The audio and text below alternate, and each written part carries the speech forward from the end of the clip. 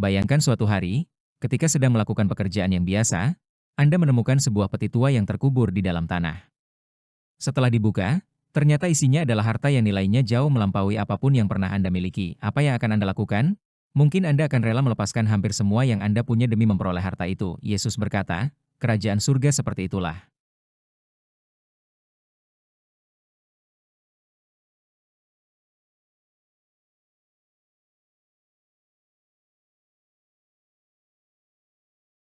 Namun pertanyaannya bukan hanya, apakah kerajaan surga itu berharga? Pertanyaannya adalah, apakah Kristus sungguh menjadi harta terbesar dalam hidup kita?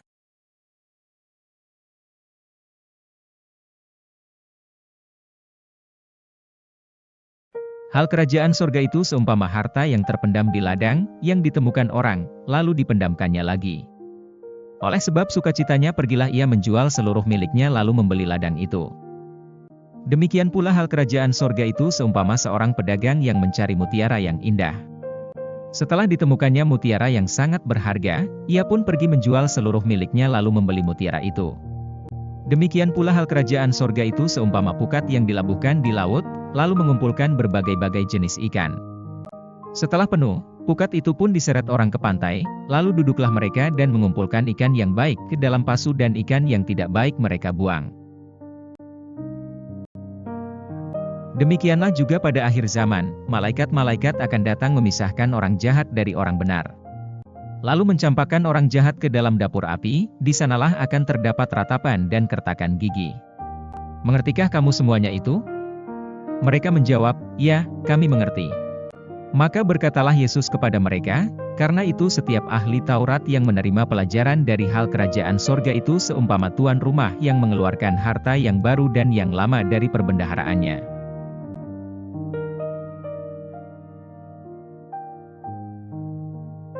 Mengapa orang dalam perumpamaan itu rela menjual semuanya? Bukan karena ia dipaksa, bukan pula karena ia takut, ia melakukannya dengan sukacita. Disinilah Injil membedakan dirinya dari sekadar kewajiban moral. Kasih Kristus tidak bekerja terutama melalui paksaan, tetapi melalui daya tarik kasih-Nya. Ketika seseorang sungguh mengalami bahwa dirinya dikasihi oleh Tuhan, banyak keterikatan lama perlahan kehilangan kuasanya.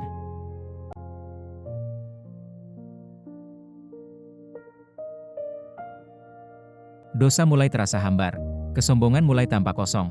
Keinginan untuk selalu menjadi yang paling penting mulai memudar, bukan karena kita menjadi lebih kuat, melainkan karena kita telah menemukan sesuatu yang jauh lebih indah. Santo Paulus menulis, aku menganggap segala sesuatu sebagai kerugian karena pengenalan akan Kristus Yesus, Tuhanku, jauh lebih mulia. Itulah hati seorang murid.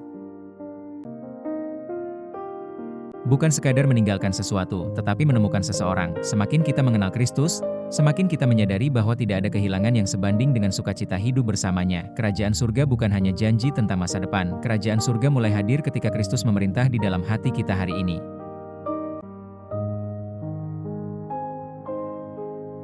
Ketika Kristus menjadi hartamu yang terbesar, tidak ada kehilangan yang mampu mencuri sukacitamu.